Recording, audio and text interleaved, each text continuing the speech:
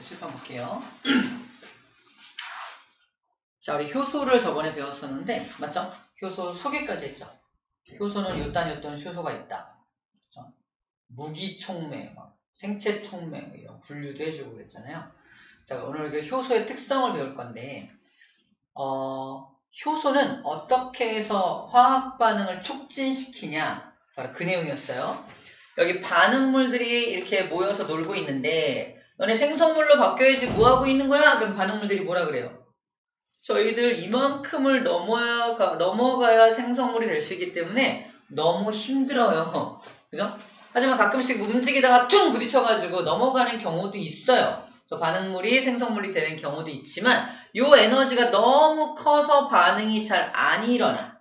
그래서 효소를 첨가하면 어떻게 된다? 이 에너지를 조금 낮춰주는 기능을 한단 말이에요. 그래서 파란색으로 이렇게 에너지를 낮춰주는 것이 효소의 기능입니다. 그 에너지 장벽을, 이 에너지를 뭐라고 불러주냐? 활성화 에너지라 그래. 저 반응물들을 활성화시키기 위해서는 이따만큼의 에너지를 더 넣어줘야 되기 때문에 활성화 에너지라고 합니다. 이 에너지 간격을. 그럼 효소의 역할이 뭐냐? 그러면 한마디로 말하면 활성화 에너지를 낮춰줍니다 라고 말할 수 있겠죠. 자, 이런 효소를 정촉매, 효소를 촉매라고 하죠. 정촉매라고 합니다. 반대로 이걸 더 높여주는 효소도 있다 그랬죠. 더 반응이 더 많이 안 일어나도록 도와주는 효소도 있다 그랬어요. 부촉매라고 저번에 정리했습니다. 근데 우리 책에서는 정촉매까지만 소개하니까 이런 정도만 알고 있으면 될 것 같아요. 그 다음 또 강조했던 게 뭐냐면 반응물이 가진 에너지가 있고 생성물이 가진 에너지가 있기 때문에 얘가 일로 변하면서 요따만큼의 차이, 에너지 차이만큼을 버려야 될 거 아니야. 그죠? 에너지를 버린 것을 어떤 형태로? 반응열의 형태로 버리게 되는데 문제는 뭐냐면 얘가 효소가 없을 때는 이만큼을 넘어서 이리로 내려가야 되고 효소가 있을 때는 이만큼 넘어서 내려가야 되죠. 하지만 효소가 있든 없든 상관없이 에너지 간격은 동일하죠. 그러므로 이 반응열의 크기는 변함이 없다. 효소가 있든 없든 반응열의 크기는 변함이 없다. 항상 일정하다. 라는 거 되게 중요한 내용으로 얘기했던 부분입니다. 자, 그 다음에 이거는 반응물이 생성물이 될 때 에너지를 버리죠. 에너지를 버리니까 동화작용이야, 이화작용이야?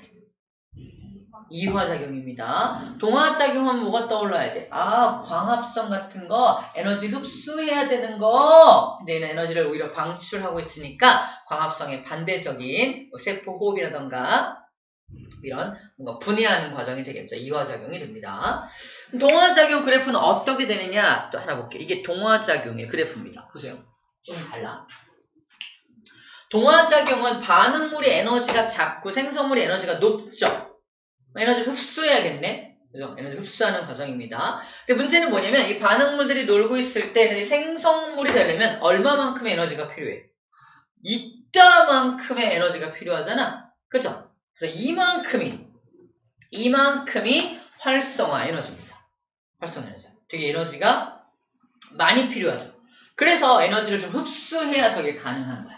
흡수가 가능한 거야. 자, 이만큼 돼야 됩니다. 자, 중요한 건 그럼 효소를 가해주면, 효소를 넣어주면 어떻게 돼? 활성화 에너지가 낮아질 거 아니야? 활성화 에너지가 요만큼으로 낮아집니다. 맞죠? 그때 착각하지 말아야 되는 게 활성화 에너지가 얼마만큼으로 낮아졌어? 그러면 이만큼으로 낮아졌어? 그러면 안 돼! 활성화 에너지가 이만큼이었는데 요만큼으로 낮아진 거라고 해야 됩니다. 아까 이화작용하고 헷갈리면 안 돼. 이화작용은 여기서부터 요만큼만 이제 활성화 에너지였는데 얘는 여기서부터 이만큼이 활성화 에너지고 낮아진 활성화 에너지도 여기서부터 이만큼이 낮아진 활성화 에너지인 거야. 이해됩니까? 오케이, 그거 조심해야 되는 부분이고. 자, 그 다음 마찬가지로 반응물이 생성물이 될 때 이번에는 반응열의 크기가 이만큼이죠. 꼭 방출해야지만 반응열이라고 하지 않고 흡수해야 하는 경우에도 반응열을 흡수한다. 반응이 일어날 때 출입하는 열을 반응열이라고 하기 때문에 반응열을 이만큼 써줍니다. 마찬가지로 효소가 있을 때든 없을 때든 상관없이 반응열의 크기는 어떻다? 항상 일정하다라는 거 정리해주면 됩니다. 자, 그래프 딱 보고서 이거 동화작용이네 라고 우리가 판단해주면 되는 부분이에요. 자, 여기까지 복습이었고요. 자, 효소의 특징을 좀 볼 건데, 이걸 볼게요.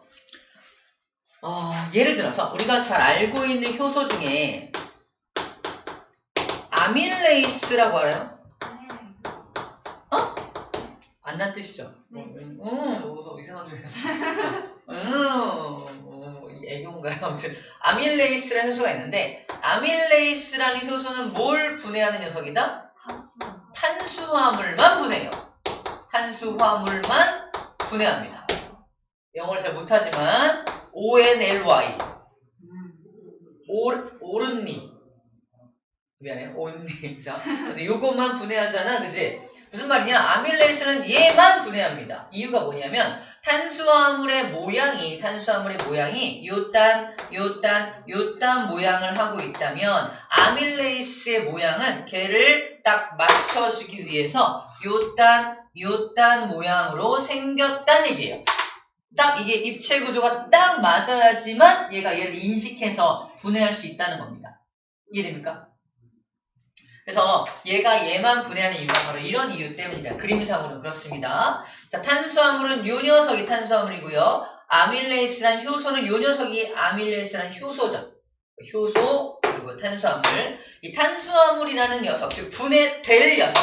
앞으로 분해될 녀석을 뭐라고 불러주냐면 기질이라고 불러줍니다. 또 다른 말로는 반응물이라고 불러줄 수도 있겠죠. 그죠? 얘는 효소죠. 얘는 효소입니다.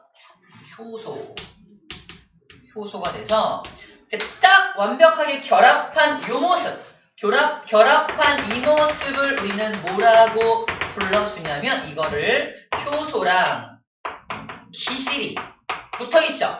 복합체라고 표현을 합니다. 효소, 기질, 복합체를 만들어냅니다. 효소, 기질, 복합체를 완벽하게 만들 수 있어야지만 분해할 수가 있는 거예요. 이거는 분해하는 거니까 이화작용이 되겠죠. 동화작용은 이게 반응물 조각과 조각이 모여서 합쳐지는 반응이 일어나게 돼요.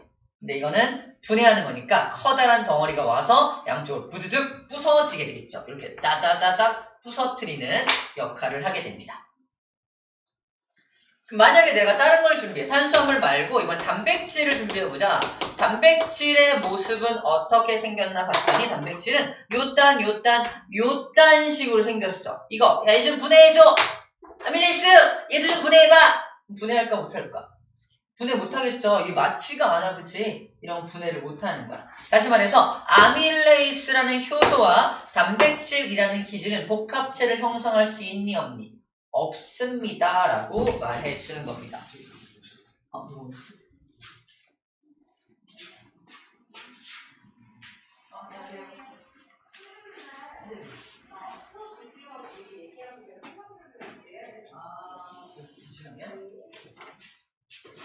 잠깐만요.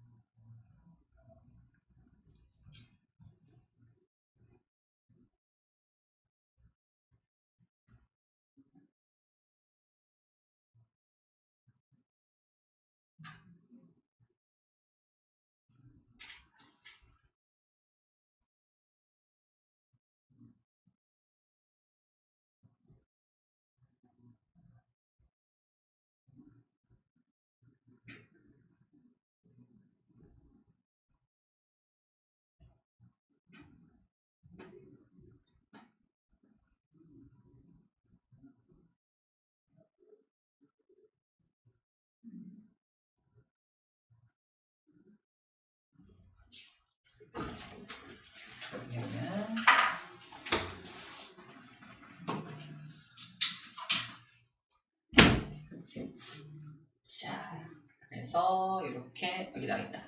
효소 기질 복합체라고 써있잖아. 기질이란 용어를 잘 안 쓰고 있긴 한데 여기 기질 특이성이란 말 나와 있죠. 그래서 기질이라는 표현이 이 그림엔 없지만 저 반응물을 다른 말로 기질이라고도 한다. 라고 일단 알고 있으면 될 것 같습니다. 여기 써있긴 하네요. 기질이 반응물이다 써있네요.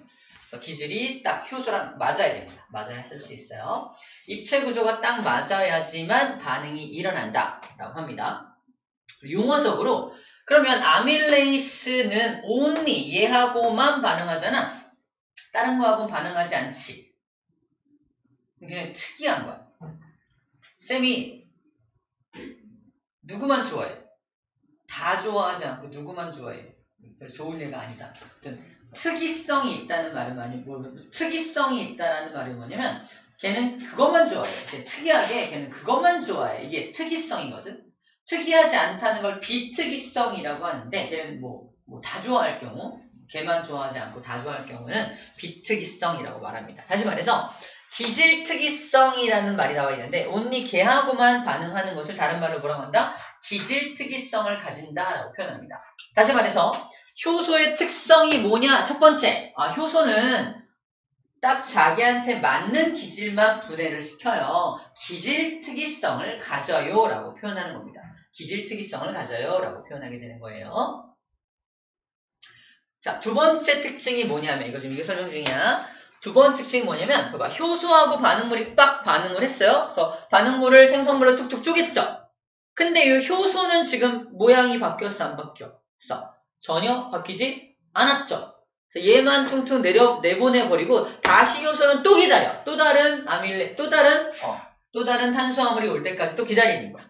다시 말해서 효소는 뭐 한다? 두 번째 이거. 재사용이 가능하다. 재사용이 가능하다. 좀 더러운 얘긴 한데 짜장면 먹을 때 이렇게 먹다가 좀 남겨놓으면 물이 흥건하게 생기는 경우가 있어요. 이게 뭐냐면요. 짜장면 그 면발이 탄수화물이잖아. 침이 좀 묻으면 침에 있는 아밀레이스가 들어가죠. 그 아밀레이스가 계속 걔를 분해하는 거야. 계속 분해하는 거야. 왜? 재사용되니까. 계속 분해할 때 물이 좀 나오거든요. 그래서 물이 물이 나오면서 분해가 되기 때문에 물이 흥건하게 생기는 거야. 짜장면을 똑같이 시켜서 먹어도 어떤 아이는 막 물이 흥건하게 마지막에 남는 애가 있고 어떤 애는 깔끔하게 먹는 사람이 있어요. 뭔 차이다? 침을 이러면서 먹는 아이가 있는 거고 깔끔하게 먹는 아이가 있는 거야. 상상하지 마. 더럽기만 해. 아무튼 그래요. 아우 괜히 얘기했다. 아우. 그래서 효소가 재사용되기 때문에 그런 일이 발생한다는 거고 만약에 그렇게 좀 약간 물이 흥건하게 생겨있는 그 짜장면을 하루 동안 놔둔다. 더 많이 막 장난 아니겠죠. 왜? 계속 밤새도록 재사용해서 계속 분해할 테니까. 자, 이 이미지를 이용해서 맞아. 효소는 계속 재사용된다라고 했어. 이렇게 기억하면 돼요. 재사용됩니다. 그래서 계속 계속 반응을 해서 계속 분해를 계속하게 되겠죠. 오케이. 자, 그 내용이 정리가 되어 있네요.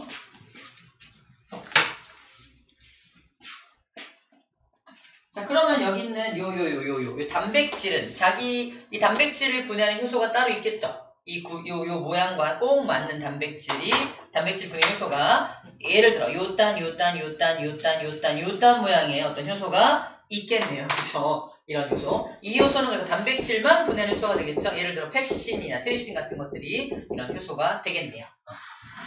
기질 특이성이 있기 때문입니다. 자, 됐어요. 여기까지가 1번 내용 끝난 겁니다. 효소는 이렇게 작용은 뭐야? 활성화 에너지를 낮춘다는 게 작용이고 특성은 뭐다? 두 가지 특성, 기질 특성을 가진다. 두 번째, 재사용이 가능하다는 특성을 가진다는 걸 정리해 준 겁니다. 자, 그 다음에 효소에 좀 특징이 있는데 특징이 뭐냐면 자, 이거야.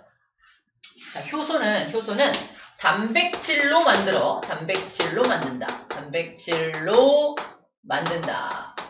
지난 시간에 잠깐 얘기한 것 같은데 효소가 단백질로 만들어지기 때문에 뭐에 약하다?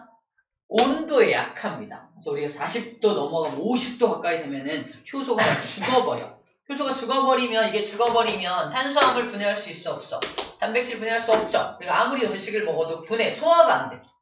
영양분을 얻지 못하죠. 우리 죽어요. 죽습니다. 효소가 없으면 살 수가 없어요. 또 에너지를 만드는 미토콘드리아 알죠? 걔도 효소가 있어야지 에너지를 만들 수 있는데 우리 몸의 온도가 너무 높으면은 그 미토콘드리아가 이용할 수 있는 효소도 다 죽어버리니까 미토콘드리아가 에너지를 만들지 못합니다. 그럼 뭐해? 심장이 멈춰요. 그리고 호흡 운동을 할 수 없습니다. 죽어요. 또 죽어요. 그러니까 우리 체온이 40도 이상 넘어가면 그 난리를 치고 응급실 가고 하는 이유가 바로 그런 이유라니까. 36.5도에서 40도면은 그냥 3.5도 정도밖에 안 돼요. 불과 3.5도 정도 올라갔다고 해서 그 난리를 쳐야 되냐? 쳐야 됩니다. 우리 몸의 체온을 빨리 낮추기 위해서 노력을 해야 됩니다. 알겠죠? 이런 이유 때문에 그래요. 효소가 뭐로 만들어져 있기 때문에 단백질로 만들어져 있기 때문인 겁니다. 그래서 열에 의해서 뭐가 변해서 입체 구조가 변해서 그 기능을 잃어버리기 때문에 그래요. 한번 이게 입체 구조가 이렇게 단백질이 입체 구조가 우르륵 변해버리면 다시 원래 상태로 돌아오지 않아. 어떤 이미지를 그린다 그랬지? 고기를 식혔을 때 붉은색 고기가 나오는데 한번 지지지 구워. 갈색으로 변했죠? 다시 온도를 떨어뜨리면 원래 상태로 돌아가 안 돌아가? 안 돌아가죠? 그 이유 똑같은 겁니다. 한번 변성돼서 없어진 입체 구조가 변해버려서 기능이 없어져 버리면은 더 이상 다시 원래 상태로 돌릴 수가 없어요. 자, 그래서 이런 실험이 나오게 되네요. 생명현상에 대한 부분을 잠깐 정리하면, 생명현상은, 그러니까 방금 말한 대로 생명이 유지되기 위해서 필요한 모든 부분에 효소가 관여한다. 그 얘기를 해주고 있는 거예요. 읽어보면 됩니다. 거의 빠진 게 없어. 다 해. 효소가 없이는 우리가 살아갈 수 없을 정도로 모든 부분에 효소가 필요하다는 말을 써주고 있는 부분이에요. 이게 2번입니다. 효소가 생명현상에 필수적이다, 꼭 필요하다라는 말을 해주고 있는 것 뿐이고요. 자, 이제 시험 문제로 나오는 100% 나오는 문제가 바로 요건데, 보세요. 이게 뭐 하는 거냐면, 과산화수소 분해 실험이야.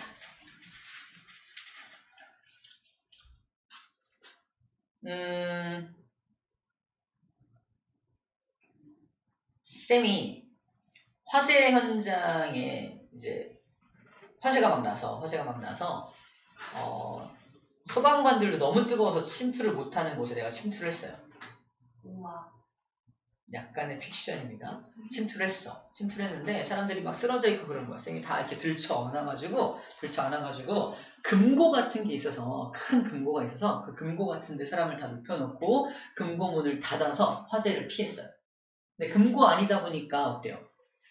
밀봉이 완벽하게 돼 있어서 산소가 점점 부족해지는 거야. 그래서 어떻게 했을까? 다행히 금고 안을 찾아보니까 약통이 있어요.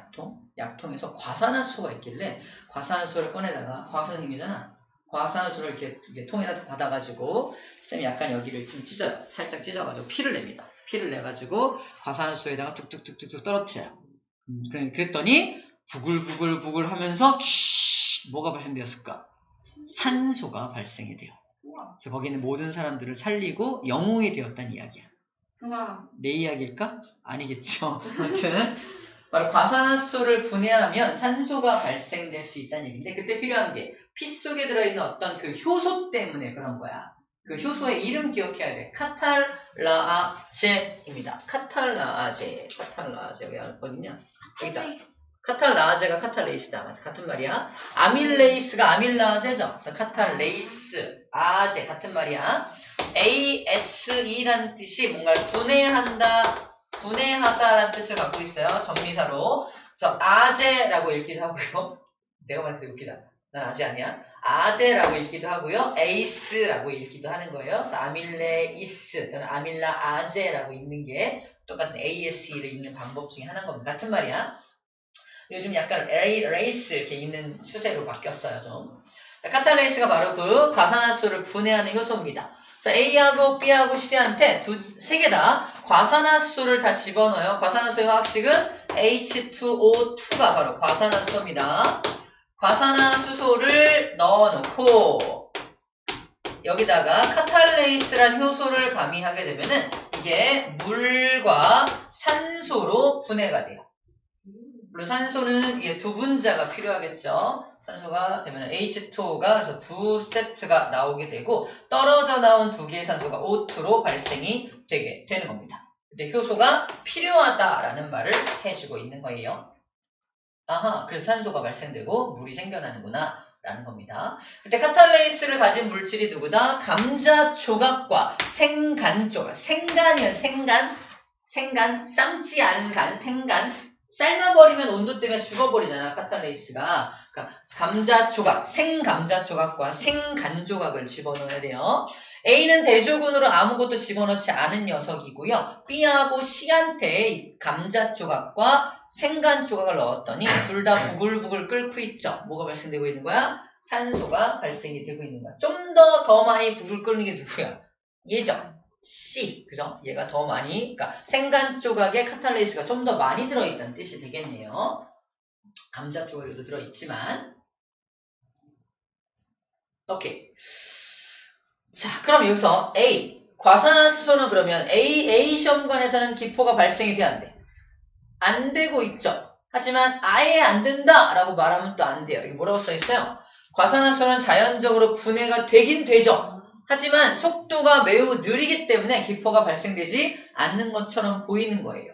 일단 A는 그래서 기포가 발생되지 않는다. 상대적으로 기포가 발생되지 않는 것처럼 보이는, 다른 데서 너무 활발하게 일어나니까.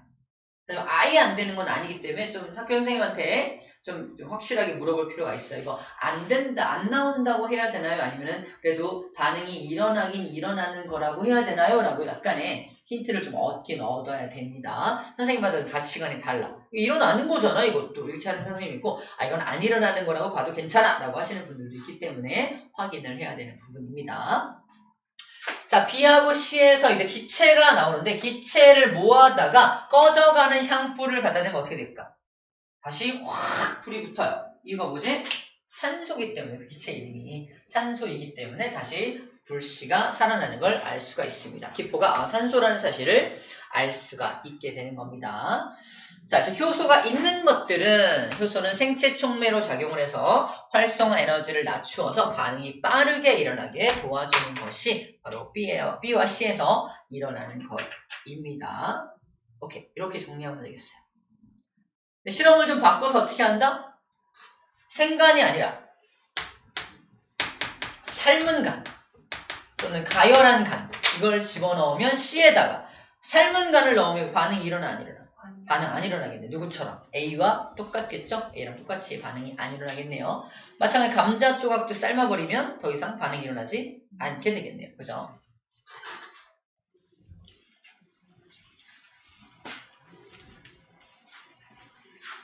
자, 그 내용입니다.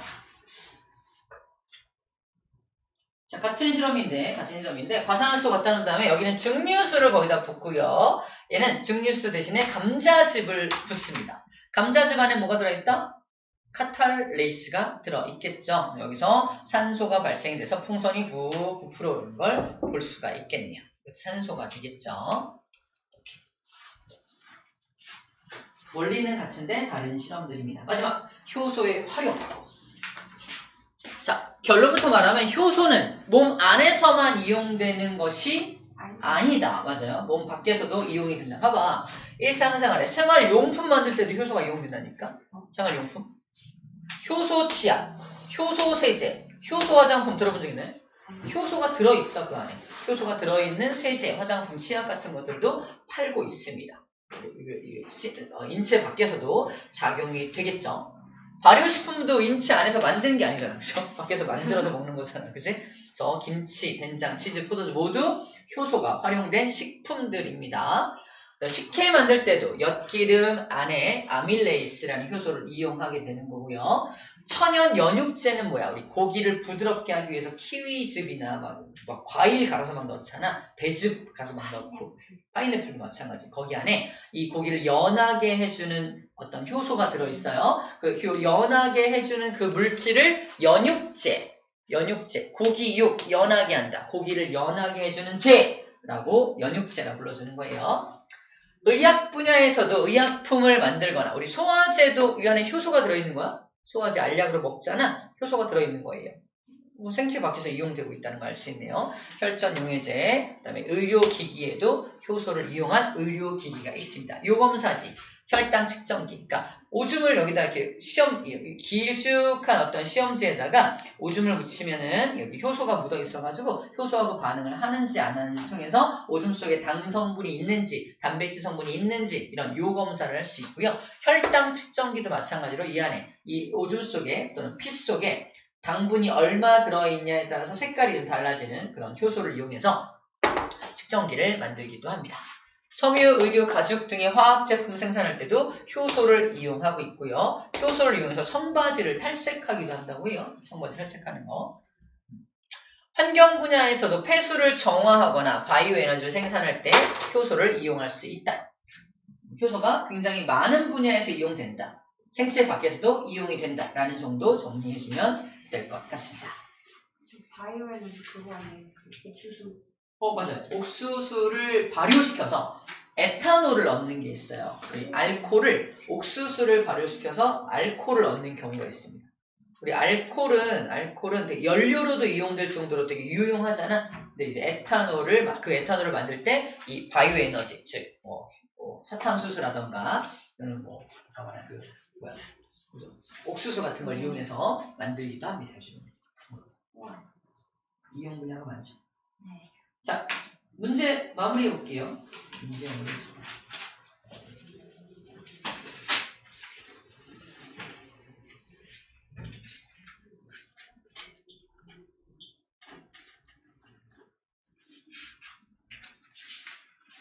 다 풀려있나?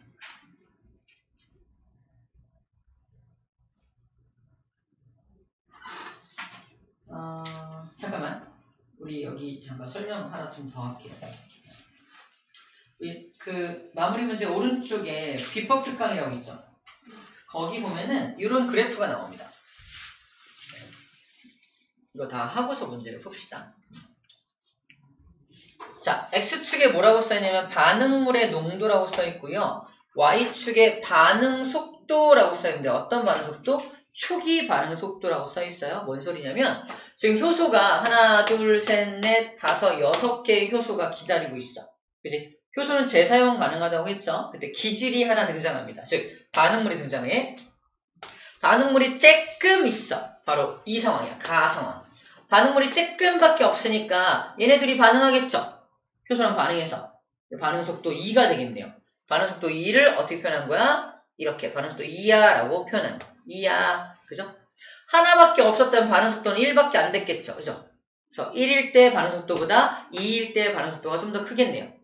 자, 반응물이 3개 등장하면요. 3마리가 반응할 테니까 반응 속도 3이 되겠죠. 이런 식으로 늘어날 때마다 반응 속도가 쭉쭉 늘어나게 됩니다. 근데 만약에 6개를 다 썼다면요. 다 썼어. 그죠? 다 쓰면요. 만약에 반응물을 8개 준비했어. 어떻게 돼요? 그래도 효소가 6개밖에 없으니까 반응 속도는 6밖에 안 되는 거야. 이해돼요? 초기 반응 속도가. 이해돼요? 내가 반응물을 9개 준비했어. 그래도 초기 반응 속도는 6밖에 안 되죠. 아니, 효소가 6개밖에 없으니까. 그래서 초기 반응 속도는 아무리 반응물이 많아지더라도 효소의 개수가 정해져 있기 때문에 어느 순간부터는 이 속도가, 분해되는 속도가 또는 반응 속도가 일정해질 수밖에 없다라는 게 포인트입니다. 그래서 이 나구간에서는 항상 일정, 초기 반응 속도가 더 이상 빨라지지 않는 모습을 보여주고 있는 거예요. 그럼 이유가 뭐냐라고 서술하면 뭐라 써야 돼? 여기입니다. 모든 효소가 반응물과 결합한 포화 상태이기 때문입니다. 쓰면 완벽하겠지만 모든 효소 키워드 반응물과 결합 키워드 모든 효소가 반응물과 결합했기 때문입니다. 라고만 써줘도 됩니다. 포화라는 말 안 써도 돼요. 모든 효소가 반응물과 결합했다는 뜻이 포화니까 굳이 또 포화라는 용어가 생각이 안 난다고 해서 불안해하지 말라는 얘기야. 모든 요소가 다 쓰이고 있으니까 반응 속도는 더 이상 증가하지 않게 되는 겁니다. 라는 이런 뉘앙스로만 써주게 되면 되는 부분입니다. 이해됐죠? 오케이. 두 번째 그래프를 볼게요. 우리가 알고 있는 그래프입니다. 효소와 온도의 관계. 최적 온도가 우리 체온 범위에 해당하는 36.5도 정도가 최적 온도, 반응 속도가 가장 높죠. 그런데 온도가 더 높아져 버리면 어떻게 된다? 오히려 효소가 죽어버리기 때문에 반응 속도가 뚝 떨어져 버리는 그래프가 그려지게 되는 거예요. 이유가 뭐냐? 그럼 이것도 이유가 이거죠. 열에 의해 효소가 변성되기 때문이죠. 열에 의해서 효소가 변성되어 버리기 때문에 저렇게 뚝 떨어지는 경향성을 보이게 되는 겁니다. 라고 써주면 되겠네요. 자, 세 번째 이 녀석은 뭐냐면 효소들마다 자기가 좋아하는 산성도가 따로 있습니다. pH가 따로 있어요. 예를 들어서 우리 even pH가 원래 중성이잖아. even 중성이니까 아밀레이스 같은 경우는 중성을 좋아합니다. 중성을 좋아해. 그래서 아밀레이스가 pH 7 정도. 어디 있냐? 여기 있다. 이 pH 7을 차지하고 있어요. pH 7이 중성이에요. 그 다음에 여기 위로 넘어가면 위에서도 작용하는 효소가 있어 없어? 있잖아. 펩신이라는 효소가 있어. 펩신이라는 효소는 위에서 작용하는 효소야. 위에서는 위산이라고 하는 산성 용액이 나오기 때문에 pH 한 2 정도, pH 2 정도에서 작용을 잘 하게 됩니다. 펩신이라는 효소는 pH 2를 좋아해요. pH 2를 좋아합니다. 또 위에서 다음으로 훅 넘어가면요. 그 아주 산성화되어 있는 녀석을 다시 중화시키기 위해서 이렇게 염기성 물질이 막 나오거든요. 염기성 물질이 막 나오기 때문에 이 장으로 넘어가면 위가 끝나고 소장으로 넘어가면 거기 pH가 좀 올라갑니다. 얼마까지? 중성을 넘어서 한 pH 8 정도까지 올라가. pH 8에서 거기서 작용하는 소화효소가 또 있는 거야. 트립신이라는 소화효소. 그래서 이건 장에서 작용하는 소화효소 이름입니다. 트립신도 단백질 분해 효소야. 아밀레이스는 탄수화물 분해 효소고요. 입에서 작용하고요. 펩신은 단백질 분해 효소인데 위에서 작용하는 단백질 분해 효소를 펩신이라고 하고요. 소장에서 장에서 작용하는 단백질 또 단백질이야. 단백질 분해 효소를 트립신이라고 합니다. 쌤은 트립신, 펩신 둘 다 신자 돌림이죠. 형제야. 뭘 분해하는 형제? 단백질을 분해하는 형제입니다. 자, 그렇게 기억을 함께 해주면 되겠네요. 자, 이제 문제 풀어볼게요. 다시 188쪽 문제 풀어봅니다.